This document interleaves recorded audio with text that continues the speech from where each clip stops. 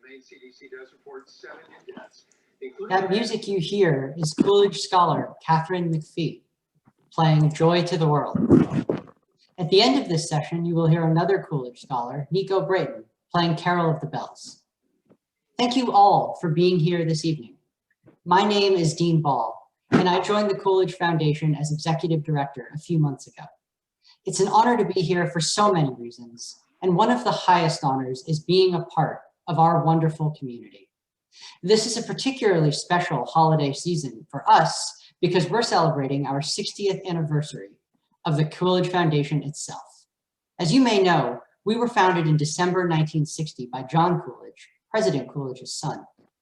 Our mission remains the same, to celebrate the words, values, and achievements of America's 30th president, and to build a community around his legacy. To that end, it is my pleasure to introduce Governor James Douglas, who will be our MC this evening. Governor Douglas serves as Vice Chair of the Coolidge Foundation's Board of Trustees and served as Governor of Vermont for 4 terms from 2002 to 2010.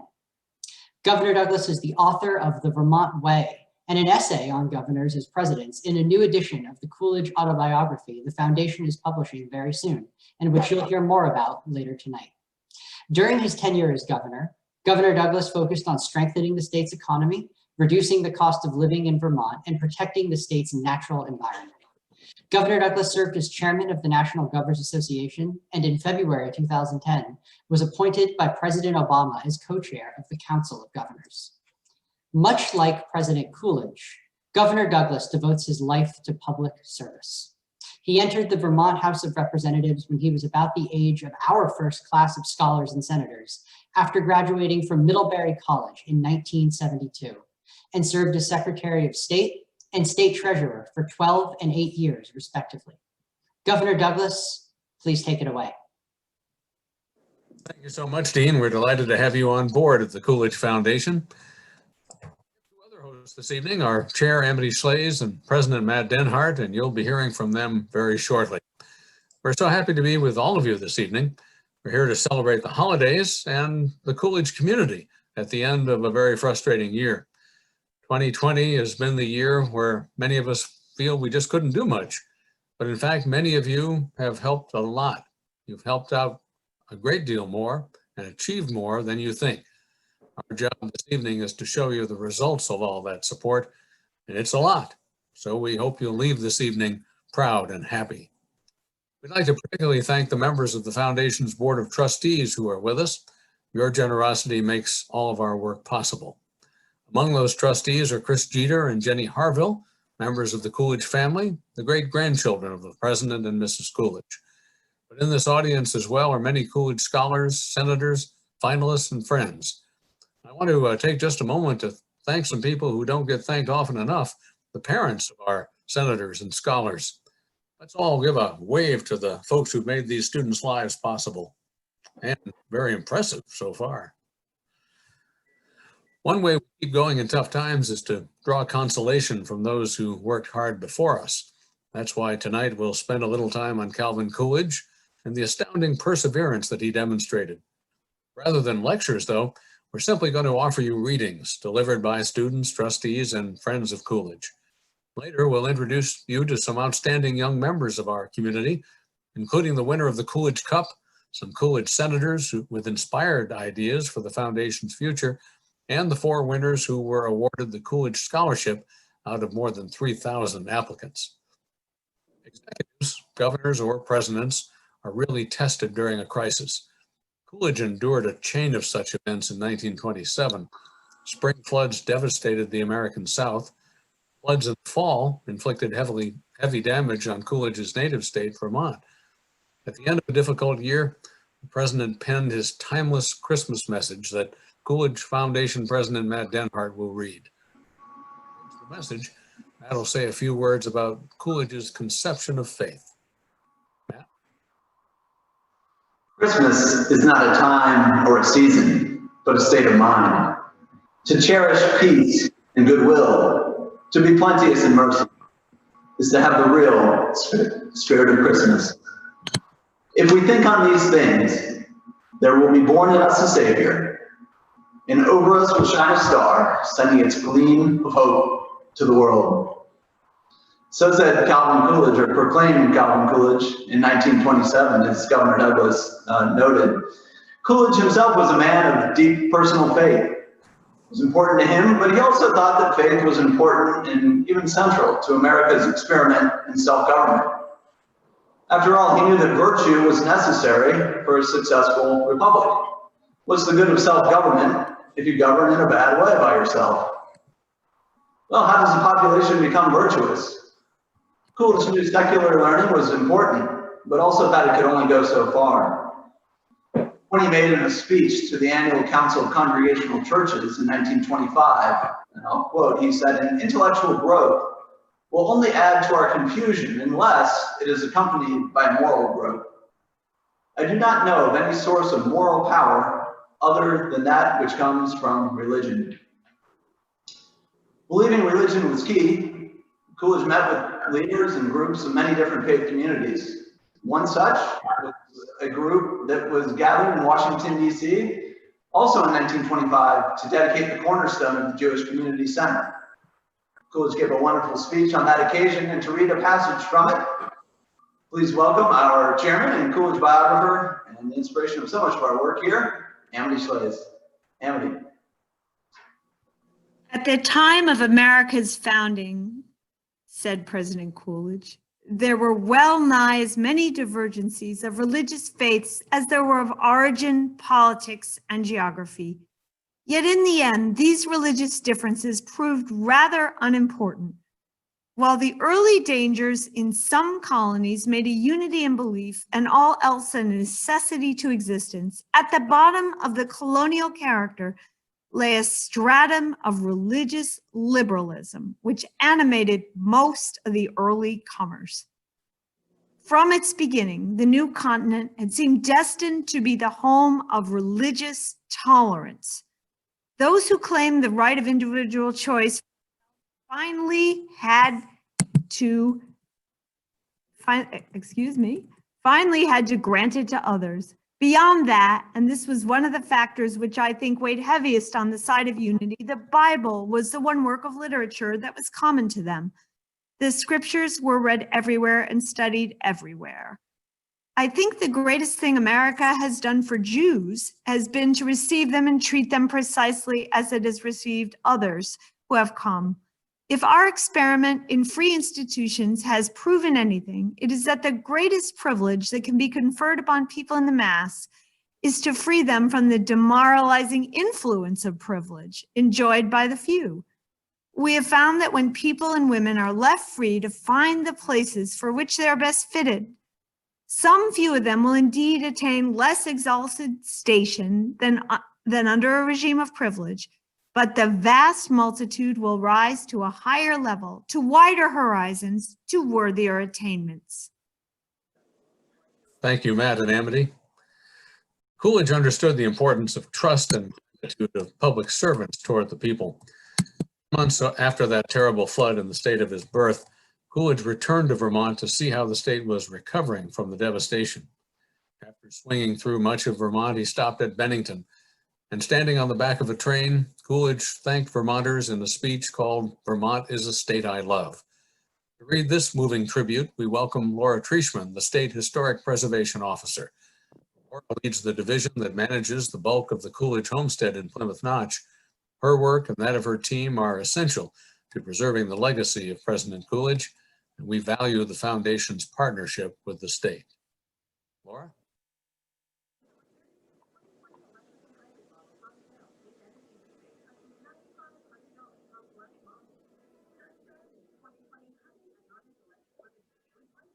Vermont is a state I love.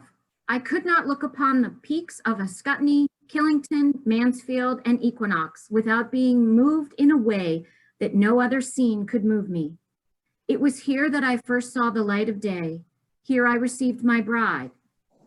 My head lie pillowed on the loving breast of our everlasting hills. I love Vermont because of her hills and valleys, her scenery and her invigorating climate, but most of all, because of her people. They are a race of pioneers who have almost beggared themselves in the service of others. If the spirit of liberty should vanish from other parts of our Union and the support of our institutions should languish, it could all be replenished from the generous store held by the people of the brave little state of Vermont. Thank you, Laura. Of course, we study Coolidge the Vermonter, but we also study Coolidge as president of our country. We must always remember to focus on his theory of restrained government and the philosophy behind it. Today, we don't expect politicians to cut the budget. I certainly struggled with that challenge. All we expect of politicians is that they restrain growth. But President Coolidge actually cut the budget in his 67 months in office, an achievement that stands out a century later. Tonight, scholar and Coolidge trustee Garland Tucker will read from a speech in which Coolidge explains why smaller government is good for everyone. It's entitled Economy in the Interest of All. Garland. Governor, thank you. The resources of this country are almost beyond computation. No mind can comprehend them, but the cost of our combined governments is likewise almost beyond definition. Not only those who are now making their tax returns, but also those who meet the enhanced cost of existence in their monthly bills know by hard experience what this great burden is and what it does. No matter what others may want, these people want a drastic economy. They are opposed to waste. They know that extravagance lengthens the hours and diminishes the rewards of their labor. I favor the policy of economy, not because I wish to save money, but because I wish to save people. The men and women of this country who toil are the ones who bear the cost of government. Every dollar that we carelessly waste means that their life will be so much the more meager. And every dollar that we prudently save means that their life will be so much more the more abundant. Economy is idealism in its most practical form. Words that ought to resonate with us today. Thank you. The philosophies behind Coolidge's belief in limited government were not new. They were as old as the founders and even older, going back to our basic understanding of civilizations. Now I'd like to invite trustee Janice Rogers Brown, who served as a judge on the United States Court of Appeals for the District of Columbia, to read from a speech Coolidge gave on the relationship between civilization, faith, and American law. Judge Brown. Thank you, Governor.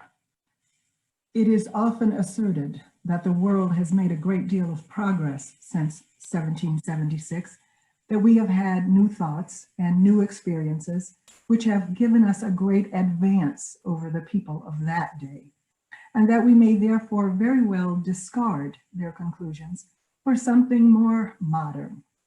But that reasoning cannot be applied to this great charter. If all men are created equal, that is. If they are endowed with inalienable rights, it's final. If governments derive their just powers from the consent of the governed, that is final. No advance, no progress can be made beyond these propositions. If anyone wishes to deny their truth or their soundness, the only direction in which he can proceed historically is not forward, but backward, toward the time when there was no equality, no rights of the individual, no rule of the people. Those who wish to proceed in that direction cannot lay claim to progress. They are reactionary. Their ideas are not more modern, but more ancient than those of the Revolutionary Fathers. Thank you, Judge Brown. In addition to celebrating the holidays and Coolidge's legacy, we're here to look forward to commemorating the many outstanding students who are part of the Coolidge community. In particular, we'd like to recognize the 2020 class of Coolidge Scholars. These students were selected by the foundation from among more than 3,000 applicants to receive a full-ride scholarship for 4 years of undergraduate study. Despite their incredible accomplishments already, we know that this is only the beginning. I'd like to introduce them to you tonight and invite them to say a brief hello. First, Sarah Chen. Hello, thank you so much, Governor Douglas. My name is Sarah. I'm from Houston, Texas, and I go to school at Phillips Academy in Massachusetts. And I'd just like to say that I'm so grateful to the foundation for extending this opportunity to me, and I'm so excited to join this community of scholars. Thank you. We're delighted to have you, Sarah. Let's go to Pranav Patata Tuna Duville. Hi, I'm Pranav. I'm a senior at Plano West Senior High School in Plano, Texas. I'm really thankful to the Coolidge Foundation for this opportunity, and I'm really looking forward to the years ahead. We're thrilled to have you, Pranav. Congratulations. Wade Wallach. Thank you very much. My name is Wade Wallach. I attend Falmouth High School in Falmouth, Maine, and I would also like to express my immense gratitude to the Coolidge Foundation for giving me and these other scholars this great opportunity. And I can't wait to meet you all in person. Well, we all look forward to that, Wade. Congratulations. Jack, do we have a good signal from you now? Is this any better? How's that? It's great. Okay, sorry. Good evening, everyone. My name is Jack Klitgard. I attend high school at Harlan Community High School. I'm deeply honored to receive this scholarship. And I'd like to thank my family and everyone who's helped me to get to this point, and especially the Coolidge Presidential Foundation just for this tremendous opportunity. Well, thank you, Jack, and congratulations to all 4 of our scholars. They join a distinguished group that has been successful in being scholars over the past few years, and we're so pleased to have these 4 in the class of 2020. I'd now like to introduce 2 of our colleagues at the Coolidge Foundation to share some news on some other outstanding young members of our community. The director of our Senators program, Rob Hammer, and the director of our debate program, Jared Rhodes. Fellas? Thank you, Governor Douglas. We realized in the first year of the Coolidge Scholarship that we had so many strong applicants that we needed to do something special to recognize many of the non-winners, given that only a few Coolidge Scholarships could be awarded each year. From this realization, the Coolidge Senators program was created. For those of you who don't know, each year 100 applicants to the Coolidge Scholarships are named Coolidge Senators and invited to the Coolidge Senator Summit held in Washington, D.C., where they learn about President Coolidge and American civics. Each senator also receives a $1,000 scholarship. But perhaps most significantly, the summit provides the opportunity for senators to meet each other and forge connections that will last them through their academic and professional careers. And I'm excited to see a number of Coolidge senators here with us on this call. Unfortunately, this year we weren't able to hold our usual summit for the new class of senators. Instead, we looked for new ways to involve the Coolidge senators in this socially distant year. As you all know, the centennial of Coolidge's inauguration approaches in 2023. At the foundation, we have been thinking of ways that we can celebrate this event and decided to hold a brainstorming contest with the Coolidge senators. The senators with the top ideas each received a cash prize. We received many wonderful and creative ideas and ultimately selected 6 runner-ups and 1 grand prize winner. Congratulations to the runner-ups: Victoria Bavard, Alan Ha, Ellie Mattoon, Nikhil Patel, Morris Wan, and Justin Zhu. And a very special congratulations to Kason Hansen, who won the grand prize with his idea to hold a yearly Coolidge Senators reunion. In fact, we liked Kason's idea so much that we have decided to implement it in 2021. The reunion summit will give senators the chance to connect with their fellow senators, both from their class and also to meet senators from different classes. It's an annual tradition, and we'll be sharing more details with the Coolidge senators in the coming months. Thank you. Thank you, Governor Douglas, and thank you, Mr. Hammer. So each day in America, ideas are proposed and discussed by our elected leaders, and these deliberations, they determine the laws and the policies that govern our lives. Young people who wish to participate in our institution of self-government and need to develop the ability to understand these complex issues and express their views effectively. The Coolidge Foundation's debate program, made possible through the generous support of Foundation trustee Bob Luddy, provides that opportunity to hundreds of students each year. Through debate, we help students build deep skills in analysis, argumentation, and public speaking. In the past year, our debate program has enabled students to grapple with both sides, for and against, of a variety of current issues, including Medicare for all, the universal basic income, policies related to COVID-19 and the economic shutdown, targeted tax incentives, and even liability laws on the internet, aka Section 230. In fact, in that case, the very author of that law, Coolidge trustee Chris Cox, graciously spoke to our debaters and expertly discussed with them the pros and cons of it. The crown jewel of the debate program is the Coolidge Cup. The Coolidge Cup is our annual 3-day invitational tournament that brings top student debaters from across the country to the Coolidge Historic Site here in Plymouth Notch, Vermont. And debaters get to meet our staff and valued partners, including Coolidge debate fellow Dr. Ben Voth. They get to hear from content experts on economics and policy. They get to debate, of course. And of course, they also get to learn about Coolidge along the way, too. At the 2020 Coolidge Cup this past July, over 80 debaters competed virtually for more than $15,000 in scholarship prizes and the Coolidge Cup trophy. I'm excited to say that the student who won the cup is on the line with us tonight. So allow me to recognize 2020 Coolidge Cup champion Matthew Tweden of Round Rock, Texas, and invite him to say a word. Matthew? Well, thank you so much, Jared. And of course, thank you, Governor Douglas, and all of you with us tonight who have contributed so much to this incredible organization. Of course, Jared and I both could go on for hours talking about the benefits of speech and debate, the academic benefits, the life skills it builds, not only because we have practiced talking a lot, but also because the research is there. But more importantly, there's something special about the Coolidge Cup.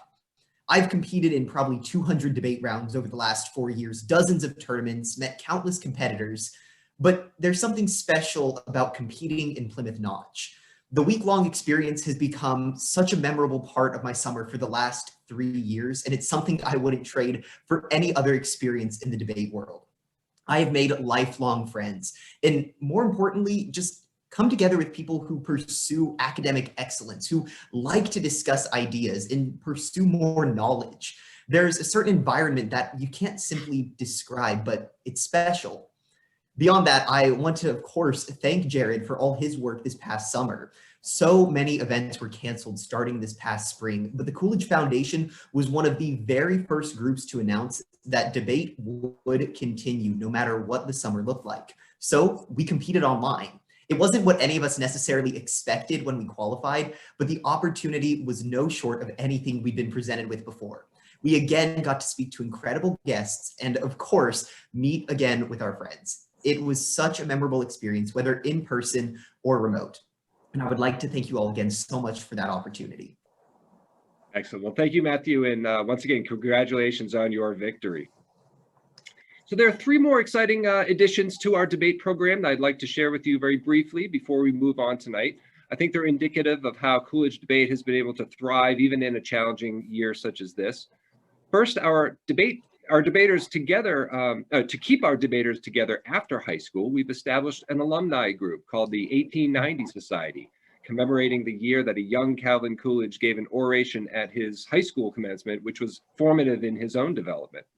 And with this new 1890 Society, we can now say, once a Coolidge debater, always a Coolidge debater.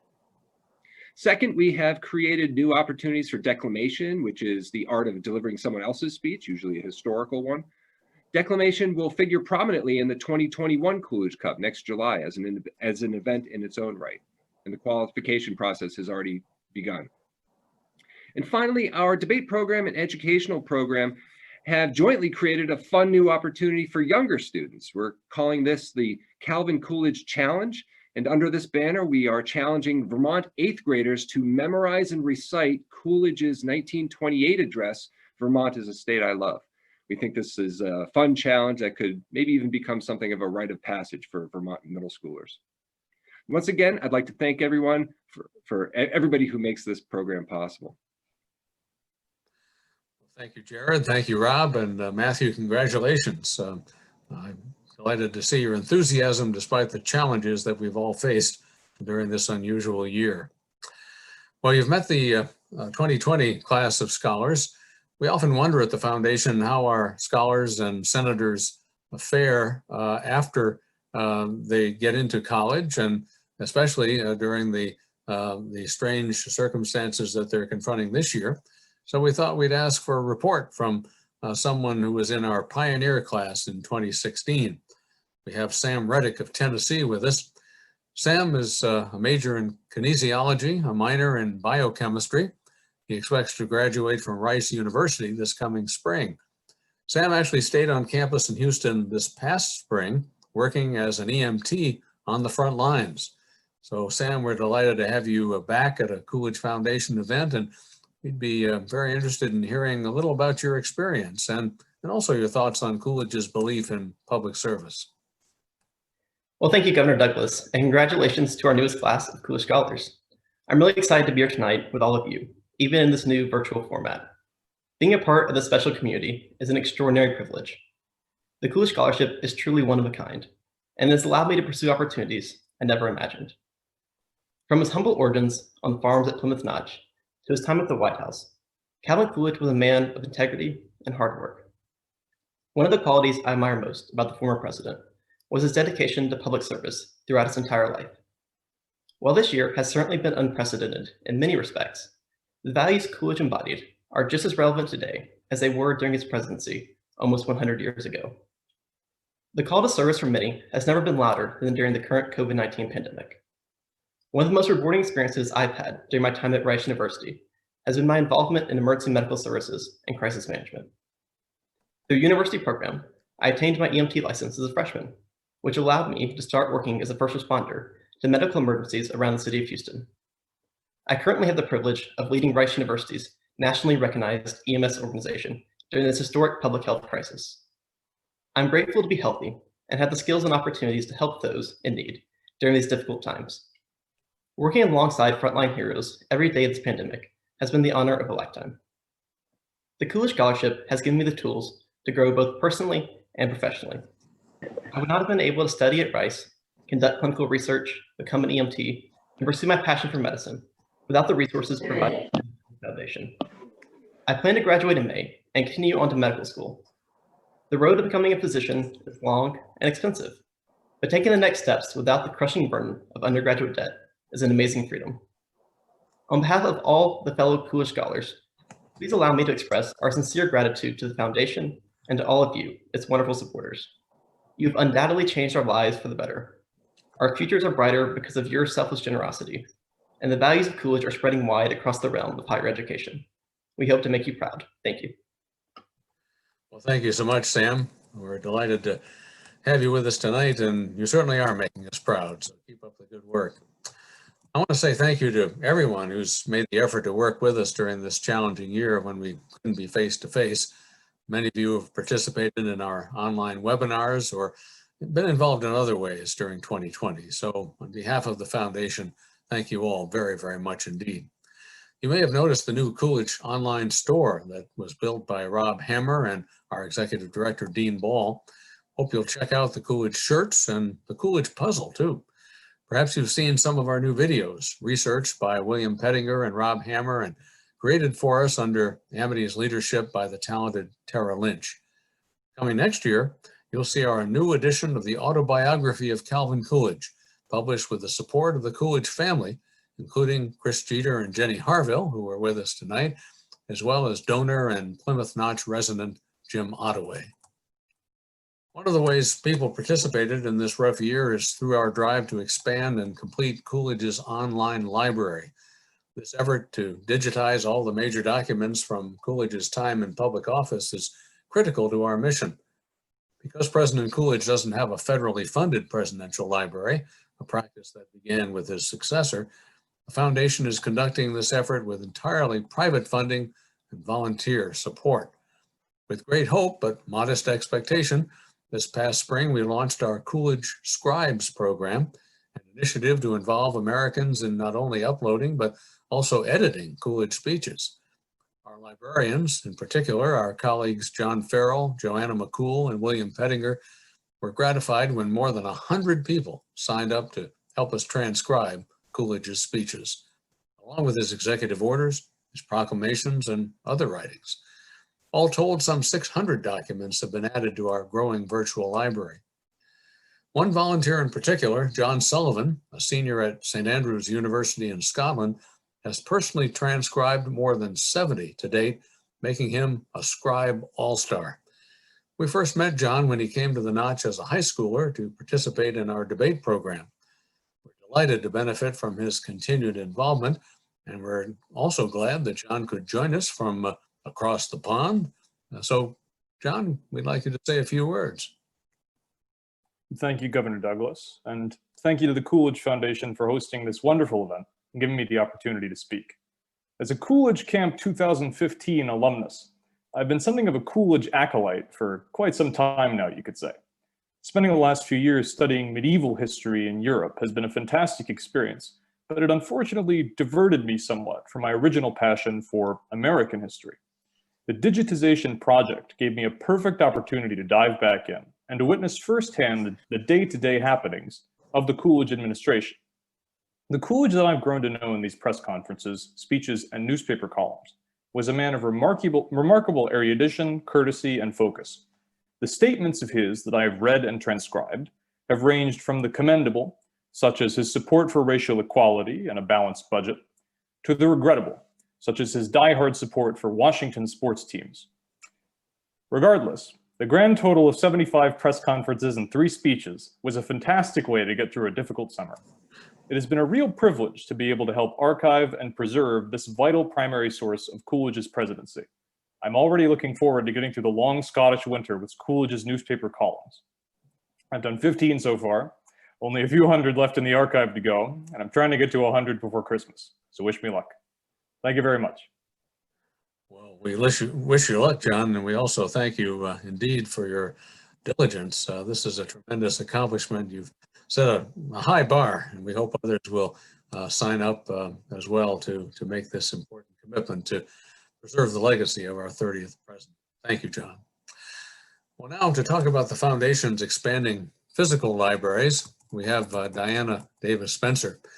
Diana is executive chairman of the Diana Davis Spencer Foundation, an institution dedicated to philanthropic support of America's founding principles, our freedoms, and the entrepreneurial spirit.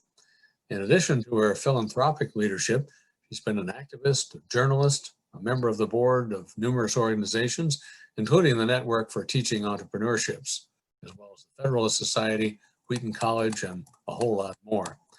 So Diana, thanks so much for being with us this evening. Thanks for your support of the Coolidge Foundation, and welcome. Thank you. This has been an amazing evening. 100 years ago, Calvin Coolidge came to Washington, and today his texts and libraries are more relevant than ever. The Coolidge Foundation is fortunate to have both digital and physical libraries. The foundation in Vermont contains rare and precious books. And the library at this beautiful Coolidge House here in Washington, D.C. contains an ever-growing paper collection of resources for those who want to get to know 30, as we call him. Tonight, we officially inaugurate our Endow a Bookshelf campaign to honor a special friend, Ambassador C. Boyden Gray. Ambassador Gray has an impressive record in public service, having served at the White House Counsel to President George H.W. Bush and a number of other presidents. Boyden is not just presidential counsel, he is the presidential counsel. Boyden is the founding partner of Boyden, Gray and Associates, and among his other titles, a trustee of the Coolidge Foundation. Ambassador Gray was instrumental in our expansion into Washington, D.C., and the Gray Shelf campaign signals our gratitude. Tonight, we are looking forward and looking at the importance of government and institutions, and thought it appropriate to invite Ambassador Gray to read one of President Coolidge's finest speeches, Have Faith in Massachusetts. Coolidge delivered the speech in 1914 as new president of the Massachusetts Senate. It is not only about Massachusetts, but also about responsibility in all forms of government. Boyden, you're an exemplary citizen and statesman, truly an inspiration to so many. Thank you for all you do for this country, and we look forward to hearing from you.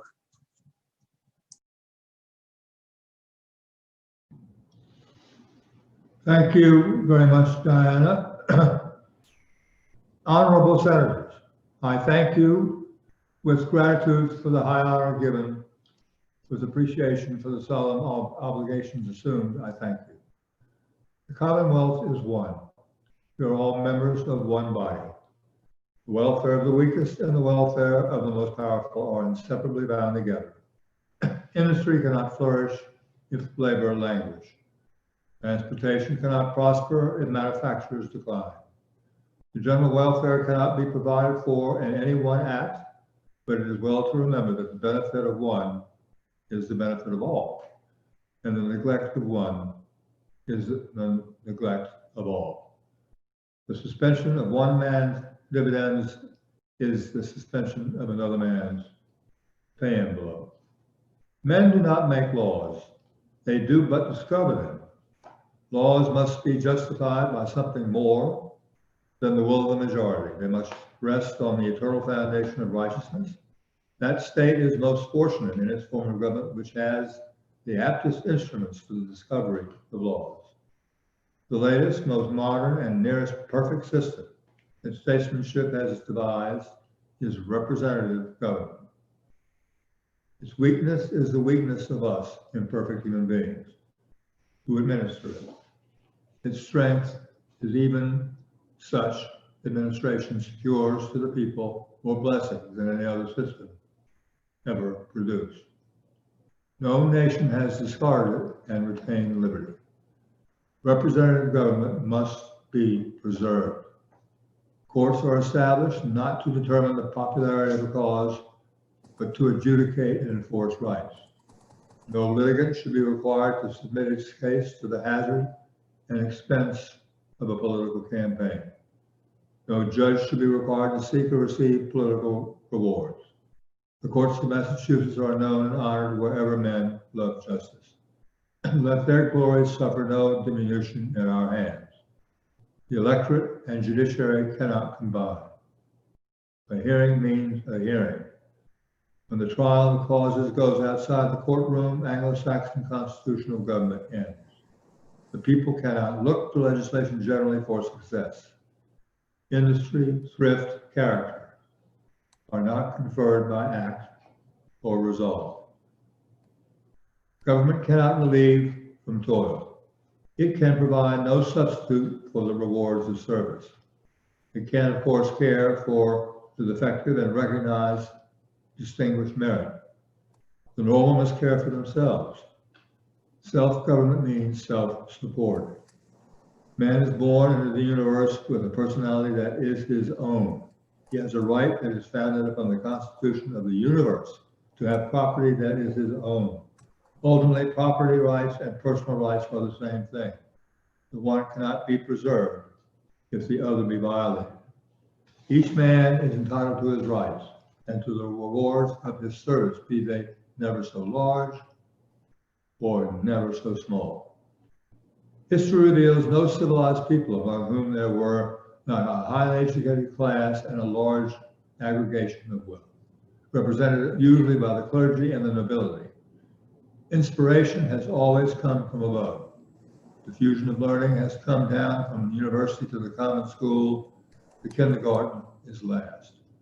No one would now expect to aid the common school by abolishing higher education. It may be that the diffusion of wealth works in an analogous way.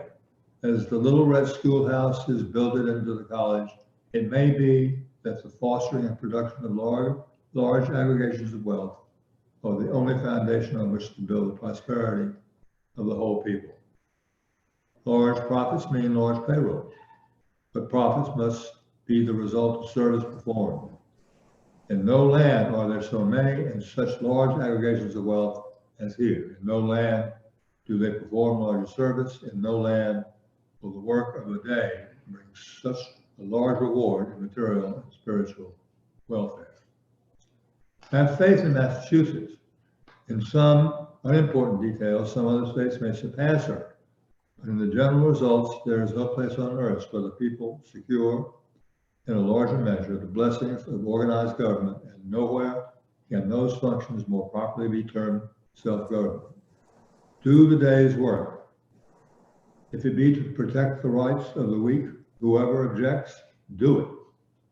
If it be to help a powerful corporation better to serve the people, whatever the opposition, do that. Expect to be called a stand-patter, but don't be a stand-patter. Expect to be called a demagogue, but don't be a demagogue. Don't hesitate to be as revolutionary as science. Don't hesitate to be as reactionary as the multiplication table. Don't expect to build up the weak by pulling down the strong. Don't hurry to legislate. Give administration a chance to catch up with legislation.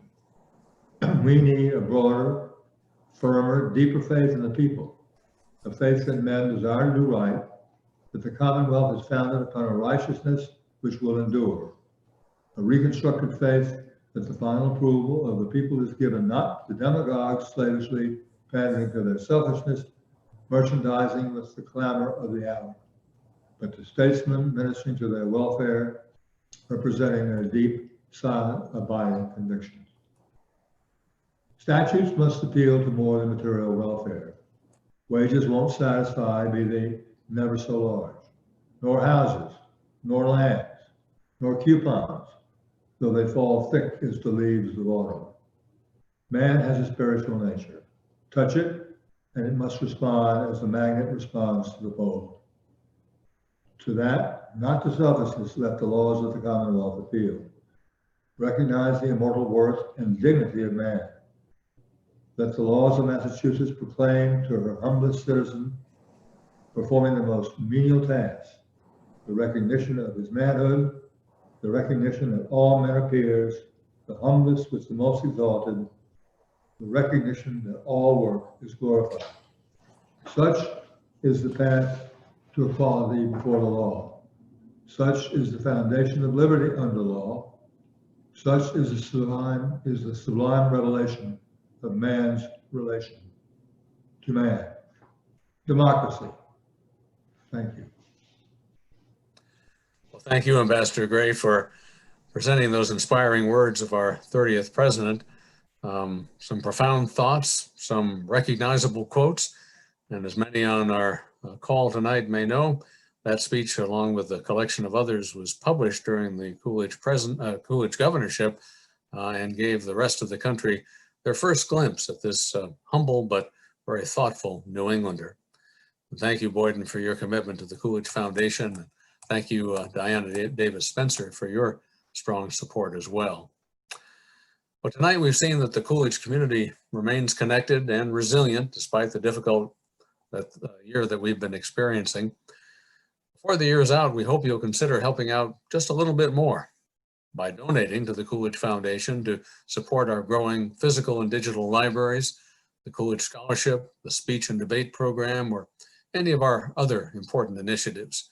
You can do so on our website, which is coolidgefoundation.org, or you can send a check, of course, to Plymouth Notch, Vermont. We have one holiday-specific way that you can support Coolidge. Between now and December 19th, we're recording Coolidge Friends around the world, reading their version of the Coolidge Christmas message that you heard Matt Denhart read at the beginning of the program. Go to our homepage, coolidgefoundation.org, and you'll see how to do this, or reach out to our Executive Director, Dean Ball, at dball@coolidgefoundation.org. We'd love to have you included as part of this exciting program. Well, we enter into 2021, the centennial of Coolidge's inauguration as vice president, with so much to do and yet so many friends to make it happen. I want to thank each and every one of you for everything you do to make our efforts possible and for honoring the legacy of President Calvin Coolidge. As we close this evening, we're happy to present another Coolidge Scholar who is very talented indeed, Nico Brayton, to play Carol of the Bells. Have a wonderful evening, everybody, and happy holidays. Thank you, Governor Douglas.